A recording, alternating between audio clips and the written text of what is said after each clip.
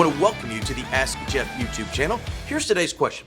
What happened to the Southern Baptist Church covenant that used to be in the back of the Baptist hymnal? Also, do we still participate in, quote, responsive readings that were found in the hymnal? Thanks, Brother Jeff. Well, you're quite welcome.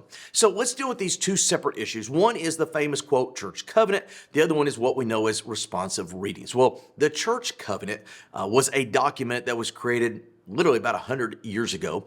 And essentially what the church covenant was a membership statement where people realized the means of salvation was through Jesus Christ. The way we express our salvation individually is through the corporate body known as the church, and that we are to be dedicated to the local church, and the local church is to be, shall we say, caring for the individual. Basically, it's a nice document, typically about 1 page in length, that just states the individual's responsibility to the local church and the church's responsibility to the individual, all under the umbrella of Christ. It's nice. In fact, typically in somewhat rural environments, older churches, you will find this church covenant that, per the question, used to be in the back of the hymnal, actually framed and on the wall of the church. Now, so that's one aspect. It just kind of went by the wayside for a lot of different reasons. One of which today is we have so much access to information and to data and to printing that they didn't have back then. And so we have access to know what our individual churches as well as conventions at large believe and how we associate with. Really no need to put it on the wall anymore when you can kind of Google it and it's just right there. Secondary issue is responsive readings, where oftentimes somebody would read a portion of scripture and then the audience or the crowd would reply back with a reciprocating scripture.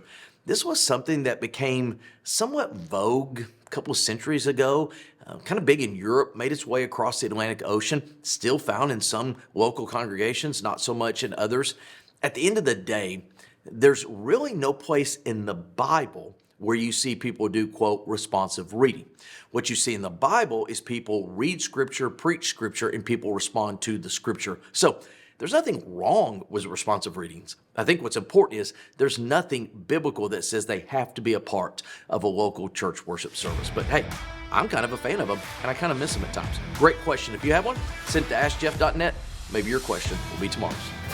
Thanks for being a part of today's daily question. Now, we answer a question each and every day. Please feel free to submit a new question at askjeff.net. We may not have gotten to yours today, but we eventually will continue to be a part of this. Subscribe so you don't miss out on a question every day.